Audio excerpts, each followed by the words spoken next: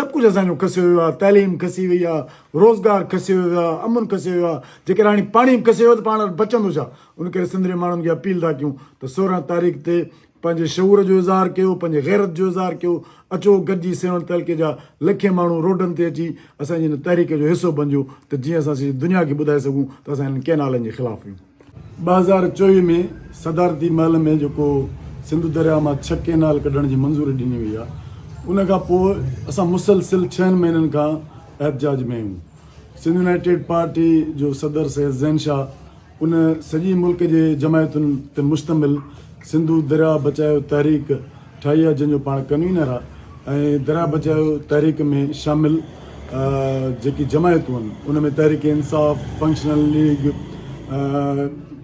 GDA जूं सभु जमायतूं, QAT, AJP, GS Maaz ऐं ॿियूं समूरियूं जमायतूं उन इतिहाद जो हिसो आहिनि। उन सां गॾोगॾु सॼी सिंध जे अंदरि कॉम्प्रेस जमायतूं, वकील, आबादगार मुसलसिल इन्हनि गैर क़ानूनी गैर आइनी कैनालनि जे ख़िलाफ़ मुसलसिल तहरीक हलाए रहिया आहिनि। पर अफ़सोस सां चवणो थो पए त सदर ज़रदारी, सिंध जो चूंडियल वज़ीर आला मुराद अली शाह, बिलावल ज़रदारी बज़द आहिनि मुल्क जे मुक़्तदर क़ुवतुनि सां जेके हिननि कैनालनि ठाहिण जे लाइ मुसलसिल असेंबलियुनि जे अंदरि त लालीपाप ॾींदा था रहनि त असां हिन कैनालनि जे ख़िलाफ़ आहियूं, पर अमली तौर ते न उन्हनि CCI में को रोल अदा कयो आहे, न वफ़ाक़ी हुकूमत खां अलॻिदगीअ जो को हुननि इज़हार कयो आहे। जंहिंजे करे असां सम्झूं था त सिंध जे मथां जेका इहा तलवार लटकाई वई आहे या सिंध खे जेको मारियो पियो थो वञे या सिंधु दरिया जो जेको क़त्ल कयो पियो थो वञे, उन में आसिफ अली ज़रदारी, मुराद अली शाह, सिंध हुकूमत ऐं पीपल्स पार्टी बराबरि जा शरीक आहिनि। असां सम्झूं था त सिंधु दरिया मां जेके कैनाल निकिता त सिंध जे मौत बराबरि थींदो। उन करे मुसलसिल असां जेकी जिदोजहद हलाए रहिया आहियूं, इहा जिदोजहद असांजे ईंदड़ नसुलनि जे तहफ़ुज़ जी जिदोजहद आहे। उन में असां सॼी सिंध जे अवाम खे अपील था कयूं, छाकाणि त हीअ तहरीक जेसीं ताईं ताक़तवर न थींदी तेसीं ताईं मुल्क जूं मुक़्तदर क़ुवतूं पंहिंजे हिन फ़ैसिले ऐं हठ धर्मी खां बाज़ न ईंदियूं। छाकाणि त जेको हिननि जबरी फ़ैसिलो कयो आहे उन में आइन जो एतिराम कोन्हे, कानून जो एतिराम कोन्हे, पर ताक़त जे ज़ोर ते, बंदूक जे ज़ोर ते ऐं ज़रदारी ऐं पीपल्स पार्टी जे इक़्तिदार जे दौर ते इहे जेके कैनाल कढिया पिया वञनि। इहे कैनाल कढण सां असां सम्झूं था त सिंध जो मौत थींदो, छाकाणि त चोलिस्तान जूं जेके 80 लख एकड़ ज़मीनूं आबाद थींदियूं, उन सां ई सखर बैराज जो जेको 74 लख एकड़ ज़मीन आहे उहो मुसलसिल बंजर बणिजी ईंदियूं। किथां जो कानून आहे त तव्हां हिकिड़ो जेकी ज़रख़ेज़ ऐं आबाद ज़मीनूं हुजनि उन्हनि खे बंजर बनाए ऐं तव्हांजो रेगिस्तान उनखे आबाद कयो, मुल्क जे मफ़ाद में बि कोन्हे को। उन करे सिंध खे दीवार सां लॻायो पियो वञे, सिंध खे पंहिंजी कॉलोनी सम्झो पियो वञे।